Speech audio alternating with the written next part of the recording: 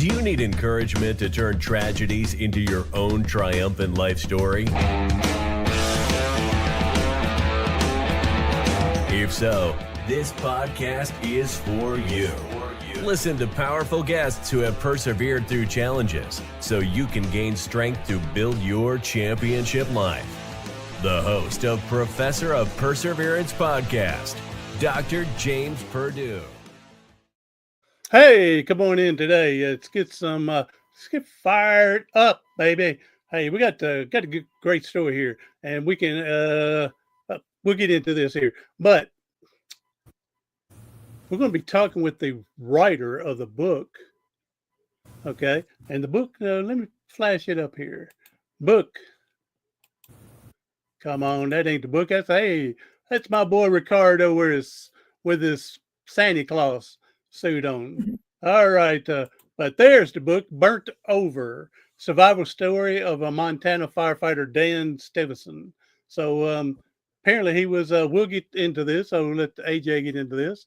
But it's his story of after a burnt over incident left him critically injured, his story of survival and resiliency is testimony to the courage of first responders, the power of community support, and the indomitable spirit to drive us to overcome most daunting challenges. I would say no more than most. I would say the majority of the difficulties we face in life challenges.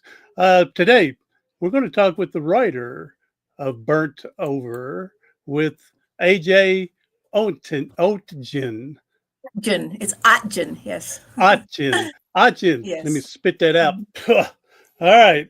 Otjen. I'm sorry, I'm butchering it, but I'm glad you're here, though.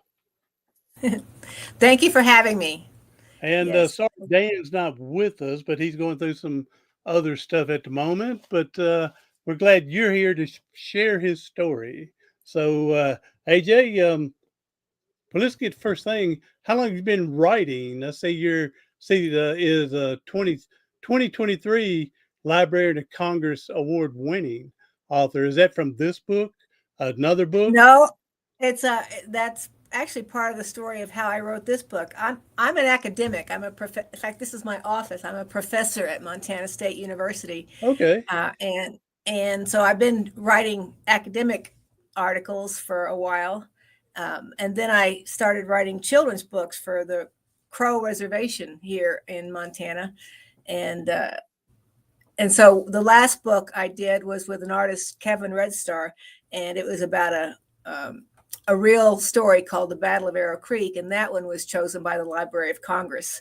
Dan, I met Dan on something that my marketing students were working on about promoting PPE, personal protective equipment, that helped him survive. And then he saw that I'd written books and he said, "Would you write my book?" And I went, "Well, I'm really good at 1,000 words, Dan, and I've never written a nonfiction novel before. But how do you say no to this man who was burned over 60% of his body, 3rd-degree burns? A firefighter, somebody who's saves our lives for a living."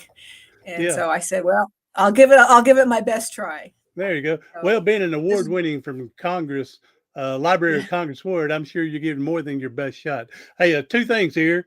I have a doctoral degree as well, but it's a shame that I got a doctoral degree. Okay, that's what I say. It's a shame because you talk about writing 1,000 words. I remember one time in high school we had to write a 1,000-word essay on whatever it was. Okay, and of course, being the athlete that I was, I didn't do the article. I was too worried about I was too worried about playing sports. So when the teacher called me to turn mine in, but I did take a picture of what my story was going to be about and glued that to the page, and I turned it into her. And then she asked me, she said, "James, there's not one writing in here except for your name. What is this?" And she's showing the whole class. And of course I said, "A picture is worth what? 1,000 words."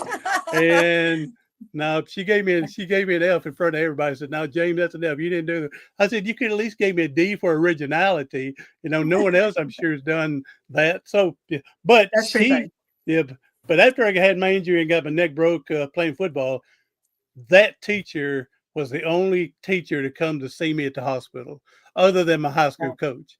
But I loved her, respect her, but yeah, I didn't do my work today. But yeah, I said, didn't a picture worth 1,000 words? So, Yeah.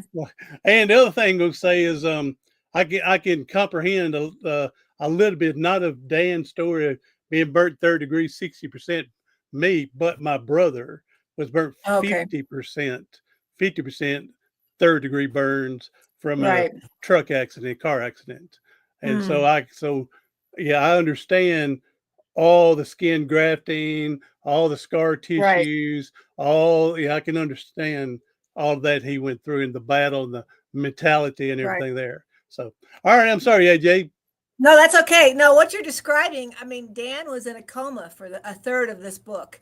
And that because he was immediately flown after he was burned, he was immediately flown to the Utah Burn Center, which is one of the best in the country. When I really understood the story of this book, it was because the town of Red Lodge, Montana, was what we called the summer of hell that summer, because he was only one of several tragedies that summer. There was a huge fire that happened that summer that came right to the edge of town, threatened the town, threatened burning down the town. Red Lodge, Montana, by the way, is right on the edge of Yellowstone Park. So it's a beautiful country. It's a beautiful Western town. Looks like right out of a movie set, surrounded by forest. And it was on fire. That was the first tragedy. And then they had a lost college graduate from Montana State in the woods. They spent all summer, the search and rescue spent all summer looking for her. And then Dan was burned over. And then another firefighter was skateboarding and cracked his head and was on life support. So the whole town was just, feeling mortality all summer long. Yeah. And they needed a win. They were praying for Dan to survive, and he was in a coma in Utah. So part of the story, I realized, was that an induced coma? Yes. Because he was induced a coma because he was just in so much pain, and and they had to, and plus he does not. If you knew him, he does not stand still. You cannot keep that man still. So they were praying for him to survive and come home to them. They needed one good thing to happen. Yes. And I realized, I didn't realize, at first Dan said, I want this book to be about fire. So I had to learn about fire a lot. And as an academic, of course, I did a lot of research. But then I started interviewing all the people, the firefighters, the rescuers, the doctors. I went to Utah with him for his last skin graft. I saw how that happened, learned all about burns and burn treatment and the medical center. But then I interviewed all the people who cared about him and what they were going through and how much it hurt that he was missing, how much the town was going through. And that's when I realized, it was all the human beings involved. I said, Dan, this is not a fire story. This is a human story about how everybody was hurting so badly. And once I understood that, then I could figure out, who tell me about Red Lodge. I had to set the stage, basically. This is Red Lodge. This is how fires happen in Red Lodge. These are the people who fight the fires. These are the people who live there. And this is what they thought. And this is Dan, the man who he was already what firefighters called a grumpy old man. They had that syndrome. Firefighters are grumpy old men when they're not fighting fires. And then when he was burned, all the people that cared about him, it was just so hard on all of them that he was all of a sudden flown off to Utah. And then his family, who he's kind of estranged from, lived in Utah, they all had to then come and take care of him, which brought them together as a family. And then there they were, so him being in a coma for the third of the book really talked about what was happening in Red Lodge, what was happening with his family. And then finally, he did come out of the coma, and then he had to go through, like you were talking about, all of the debriding and the wound care and the PT to come back.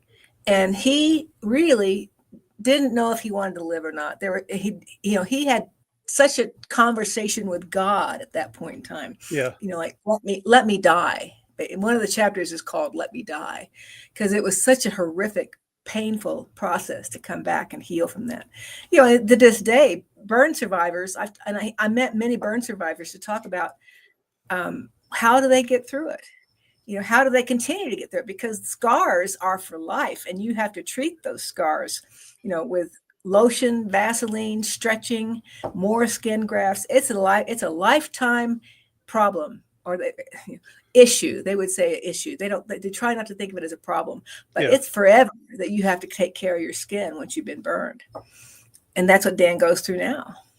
Yeah. It's like I said, the debris cleaning, you're in a whirlpool and they're having to scrape all that dead tissue off. And my brother, he's told me some about all that. And he was 17 when this happened. How was Dan? How old was Dan? Dan was 65. So for him he was not supposed to live. They all thought he was, going to die that night, actually. And he was a 65-year-old, badly burned man flown into Utah. And he was also on RA medication, rheumatoid arthritis medication, which lowers your immune system. So they received him. The honor guard, by the way, in Utah receives everybody off the plane, and they stand guard until the man dies, because almost all of them die. So they were going to stand over him until he died, and then he didn't die. It was amazing that he did not die. How he kept going. Nobody can really predict why he did not die, and he kept living. I mean, he did die a few times, but this is part of the story. His daughter showed up and forgot the DNR, and he shouldn't have a copy of it. And they said, "Well, then we're bringing him back." They brought him back several times, and he kept coming back. So, well, it's a good thing she forgot the DNR then. I guess so. Because but he for his part. Sometimes he questions that. Sometimes he says, and I can understand that. Yeah, because questioning that part, because he wouldn't still be going through what pain that's going on today, right? If it would. But he fought back. I mean, he fought back and got back on the fire line. It was very important for him to become a firefighter again, and he did. He got back on the fire line. I'm surprised to hear that. Not that he wouldn't want to have the desire to get back, but I'm surprised they let him. One, his age, and I know they're talking about age discrimination, but that, and then plus this burn so bad. So I'm surprised. He passed all the physically tests, that he was able to do it. So that's great. That he passed his mentality. He passed all the tests. Yeah. But again, that goes back to the mentality of being fired up, being positive and everything, and the I'm not quitting. So right. That's just who he is. And I talk about this in the book about people describe him with one word: tough. He's a tough guy. And they even say, the reason we're so fortunate that this happened to Dan because he's so tough. If it had happened to anybody else at Red Lodge Fire Rescue, they probably would not have lived. But because Dan is such a tough guy and such a fighter, that's why he lived, because that's who he is.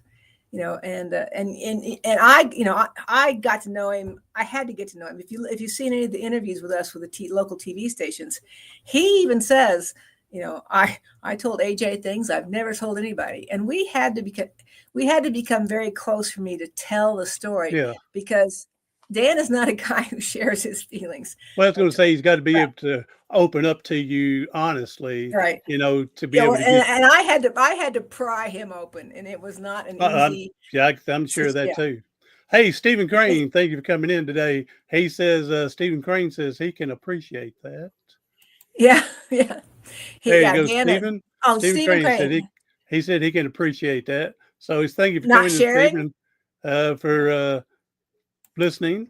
But I can see, when my brother was burning so bad that he held in a lot, and I guess he didn't want the family to worry so much for him, but eventually, like I said, we had to pry things out, and then he opened up more about it. When you feel like we weren't going to be freaking out on things. So and Dan says that's what kept him alive, honestly, was that he did not want to see his family mourn. He did not want to see despair on the faces of his family. That's why he kept going. And I guess the psychiatrists I talked to in Utah, they said that's why most people keep going, is they don't want to see the despair of their family. Otherwise, they would just quit. because it's just too painful. It's just too much. It's just too hard. It's just too much. And Dan, just a year before he was burned, Dan had lost his wife. So he was already suffering and despair from grieving from the loss of his wife. So this was, he was already having a difficult time in life. And the response from the book, I was really nervous because I felt like I owed it to Red Lodge to get it right, and all the citizens of Red Lodge to get it right, plus the burn survivors, plus the doctors, plus the firefighters. I probably interviewed maybe 50 people, and I had become so close to them and felt such an obligation to them, that I was just really nervous when the book came out. And what the reaction would be. This happened when? What year? He was burned in 21. And it took me 2.5 years to write the book. Yeah. And so I was trying so hard to raise my writing skills to do it justice, to do the story justice, to do the people justice, to do Dan justice in the town. And so fortunately, their response has been, to me, very good. I mean, the burn survivors think that it's very helpful to them, very helpful to burn survivors. The town showed up for our launch. I mean, we had standing room only, and because some of them got early copies and started reading it, and they say that they can't put it down except to stop and cry, and it means so much to them that the whole summer was memorialized because it was such an eventful summer and it needed to be memorialized in writing in a book. And they say I did a good job, so that meant a lot to me because I was really nervous about it. And then so there's a couple other people in the area that haven't been burned, but they've had other injuries, and Dan was such an inspiration to them that when he came back, it helped them fight to get back, and so they've really appreciated that the book was done and that I was able to get his emotions out of what he was going through. That's it. Anybody that's telling a story or reflecting on a story, right. I mean, you got to put that emotions involved for everybody to capture it. To sit there and hide that from them, it's just so injustice. I mean, they need to really feel what you felt for that. Yes. For them to understand what you go, for them to go, I've been through that same emotion, Right. And then of course you mentioned a second ago, the others were rooting for Dan and everything. They're probably saying the old thing, because it was said to me, if Dan can get through this, I can get through what I'm going through. They could not find the word. I kind of had to make up what they were feeling, because most of the interviews they were just crying. When they remembered it, they were just crying. So I had to sort of make up for them what they were feeling. And I might have been a little bit repetitive sometimes, because it was like, how do you describe what these people went through? And there was so much love, and I kept saying, so I just said, how do I have to capture the love somehow and get that love on the page. And that was my biggest challenge, was to get that on the page.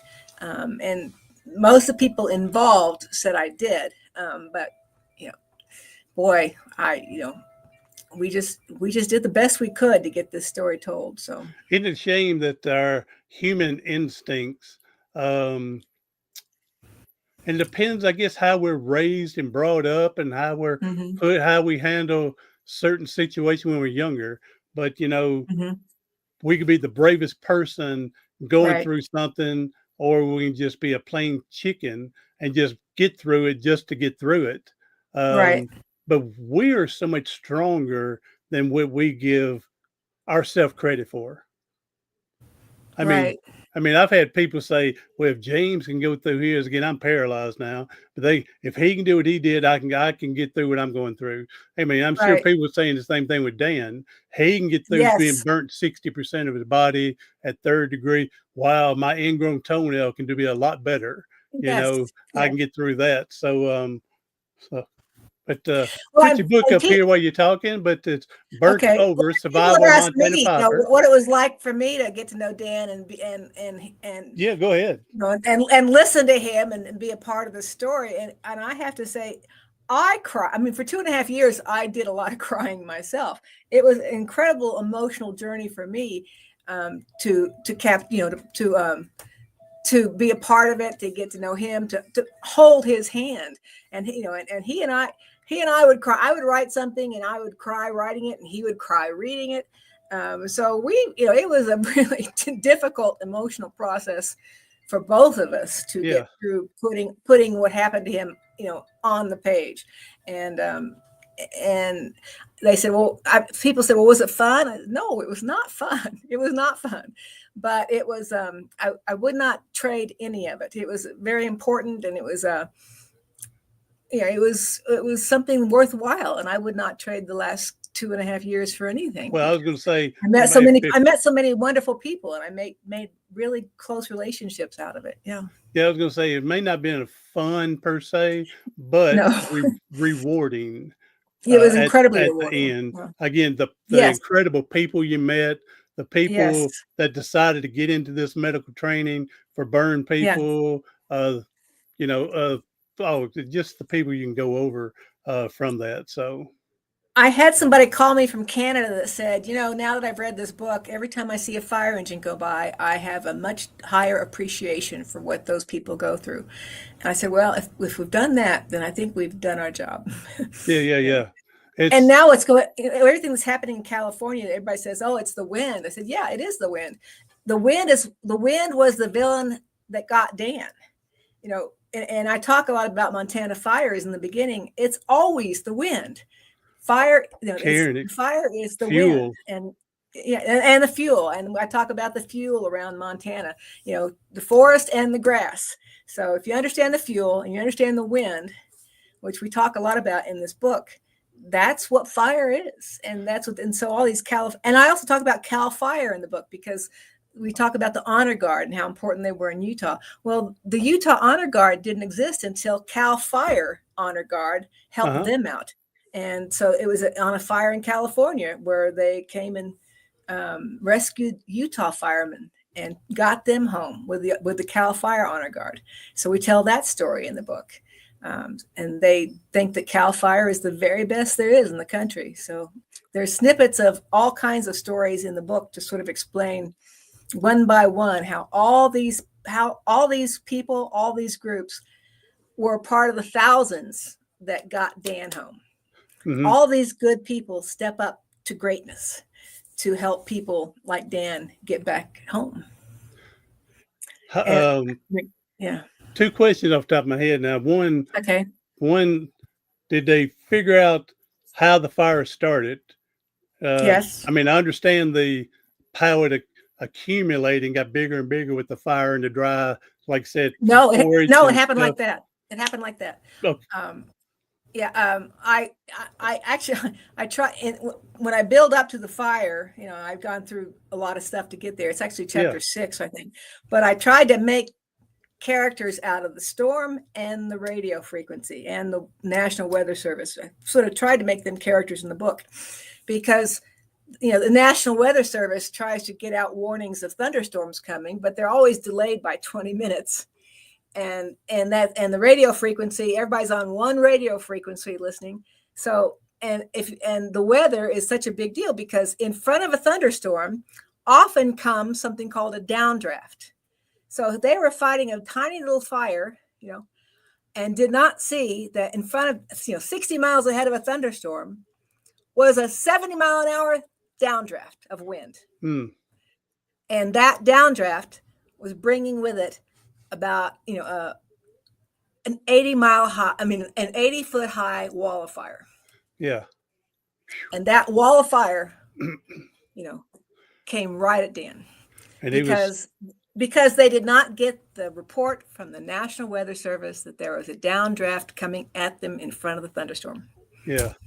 So he was just fighting a little bitty grass fire, and then in 5 seconds there was a wall of fire. So he was covered before he could blink his eyes.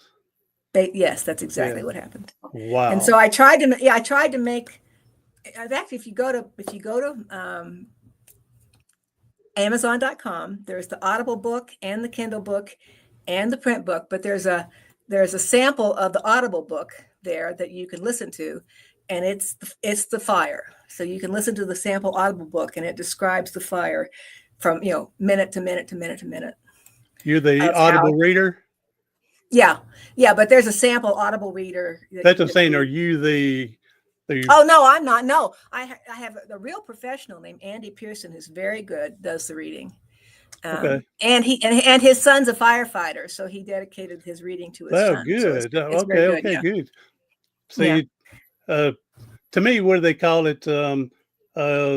Lifetime shows this thing with God wink. Right.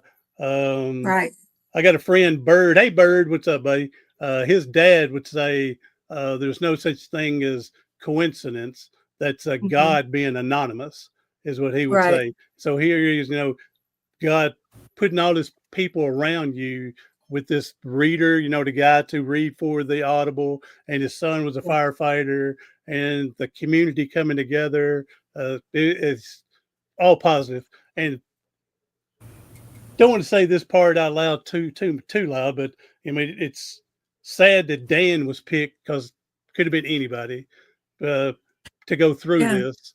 And but again, I'm just so glad to hear that he was so strong of a person, mentally, physically, and to be a firefighter, all his life.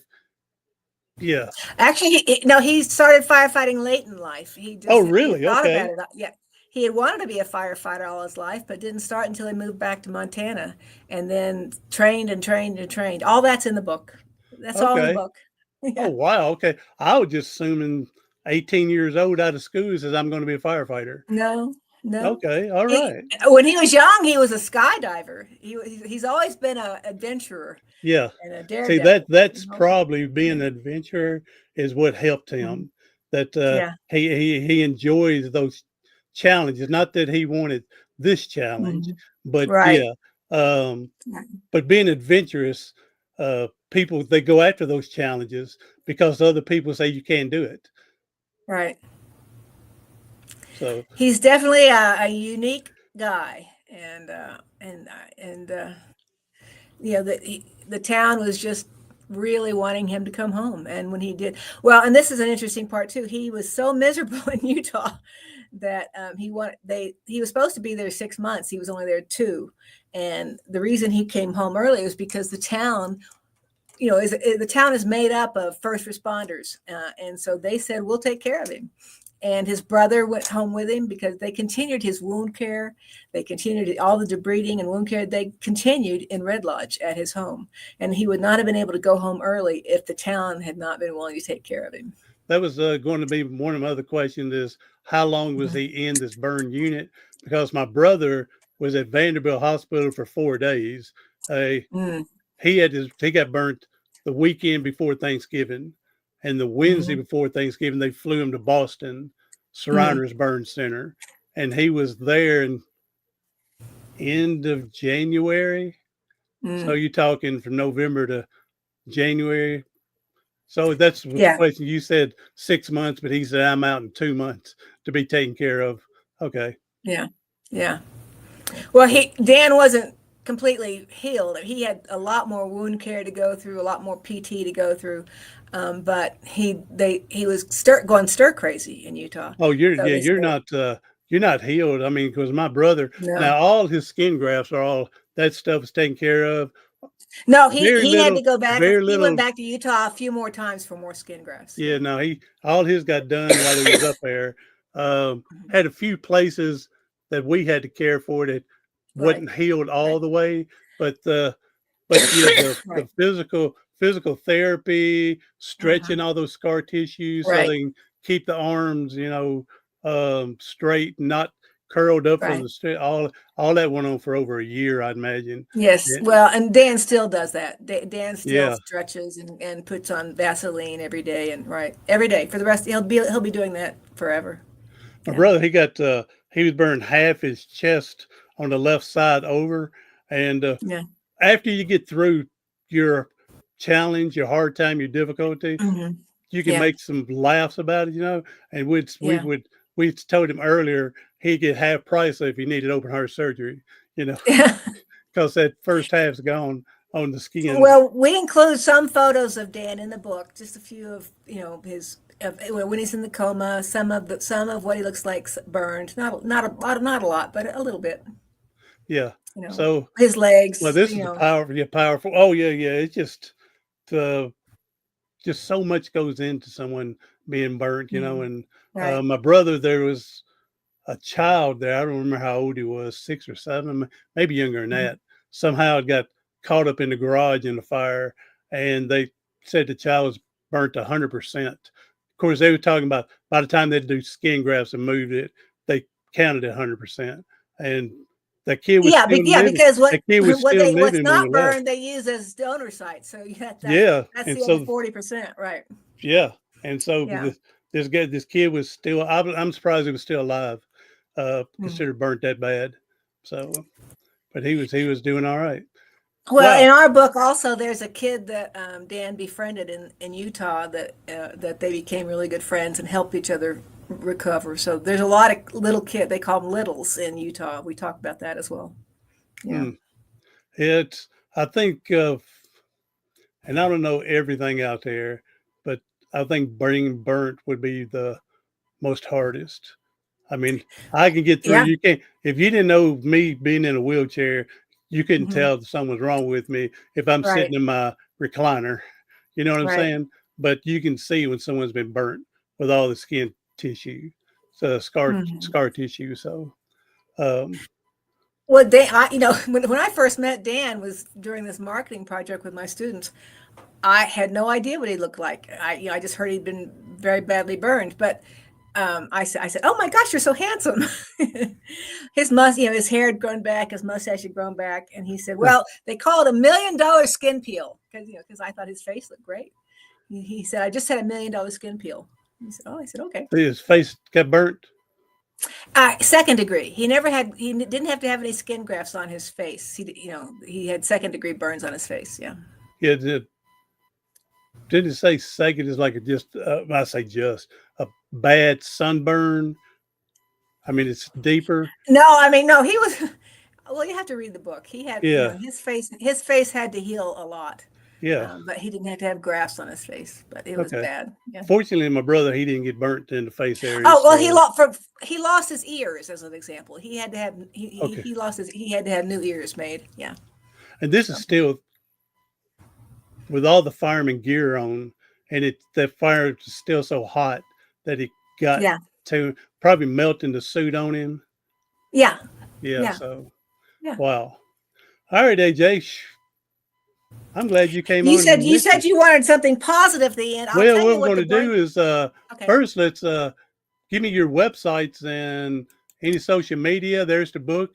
You mentioned Amazon once, but we'll take this information you're going to give and we'll put it on the show notes for people to have easier to find. I have a website that's called ajotjen.com, and then you can say /books/burnover. And then we have a Facebook page called The Survival of Montana Firefighter Dan Steffensen. And then Amazon.com, just go to Burnover, The Survival of Montana Firefighter Dan Steffensen. And you want to, a positive message is what the burn survivors say. They say two things. They say it does get better. That's what they say all over and over and over. And then they say between the past and the future is acceptance. Oh, I like that. Yeah, I like that. Acceptance. Yeah, because we have to be able to, we don't have to like whatever we went through, but for us to move forward, we have to accept it and move on. So we can know how to help ourselves. That the burn survivors I met, that's what they kept saying. Between the past and the future is acceptance, and once you accept it, then you can move forward. That's beautiful. I like that. And Dan had a very hard time accepting his new life. Oh yeah. I had a hard time being paralyzed. I can just move my arms. And my brother, with his burns, it's. And I'm not trying to downplay any other challenge. Like I said, when I mentioned the ingrown toenail earlier, my example and stuff like that, if we get up and get in the middle of the night, we stump our toe going to the bathroom, most of Mhm. us, we're just going to lose an hour of sleep because our toes throbbing. But what if you were someone with brittle bone disease? Now you shattered that toe, okay? Right. Or if you're a hemophiliac, now you're bleeding inside. So I try not to discount anything that Right. anybody's going through. Yeah, Well, many of the burn survivors I met are amputees, because they yeah, lost. So they have Dan didn't lose any appendages. He just he just burned his skin. So he yeah. he he started to realize that he was actually pretty lucky once he made friends with all of his other survivors. My So brother was, they were talking about amputating his left hand. And then hmm when my mother told him he's left-handed, then hmm they saved it for yeah, him because he's left-handed, and they saved right. it. So from there, yeah, a lot of people are going through this, do lose more than just the skin. AJ, what's up? Hey, AJ, this is AJ over here. Look at that, AJ and AJ. Hi, AJ. So, all Is right, there a question? Okay. do it. He was saying I thought, hi. I thought oh, just okay. Hi. He was saying Okay. hi to me. So AJ is I want to get AJ on my podcast. AJ, I'm sorry, but I forgot what your challenge is called. But he's one of them was born with short arms, and he's 5 something. And yeah, AJ, we're gonna get you on here to do his podcast one day, Bubba. So, and then Brittany too. Don't forget Brittany. We're gonna get hers on here. She's cerebral palsy. So all right, AJ, I appreciate you being on here. And Thank you. maybe one day, whether we do it on here or not, or one day we can sit up and say hello to Dan when he's feeling better. And Well, Dan is never in the book. We talk about how Dan was never been afraid to die, and that was very inspirational for the doctor at the emergency room. And he's still not afraid to die, but he does have small cell carcinoma lung cancer right now, and so that's where he is. He's still not afraid to die, and he's living life to the fullest. And we all are, helping him do that. So now this may be, I don't want to say insensitive, but or a dumb question. Is that from the no, smoke in it's not. then, or is It's he not, as a matter of fact. It's probably from being a lifetime smoker. okay? And he quit I was about just 8 years wondering about ago. inhaling all that Yeah, smoke no, when and he when was in Utah, they did all the when he was in Utah, they tested his lungs and he was completely clean. It's not firefighter related, but it is probably related to the fact that he smoked cigarettes his entire life. yeah. And he only quit about 8 years ago. So Well, that was my mother when I said she. the positive message for that is that he has never been afraid to die. He's still not afraid to die, and he is living the life he loves. He's got people he's got people that care for him, and he's living in Montana that he loves. And so Well, Dan, I that's why. appreciate you, buddy, and doing that and helping and saving other people's lives. Because somewhere along the line, I know you helped somebody at a fire at a house or something. So it had to have happened. And so Yes. I know you've had to, you picked this for a reason to go into. I'm sorry you've gone through this, but I'm so glad to hear that you been strong enough to get through it. And now you have inspired, motivated other people to be able to Yes. step forward in He life. fought his way all the way back to get back on the fire line. And the only reason he didn't fight fires this year was because he was going through chemotherapy. Yeah. Otherwise, he would have been otherwise, he would be in California right now fighting fires. Amen. All right. We appreciate it, AJ. Hey, Dan, you take care of yourself, buddy. And y'all let us know if we can do something to help out, and we'll go from there.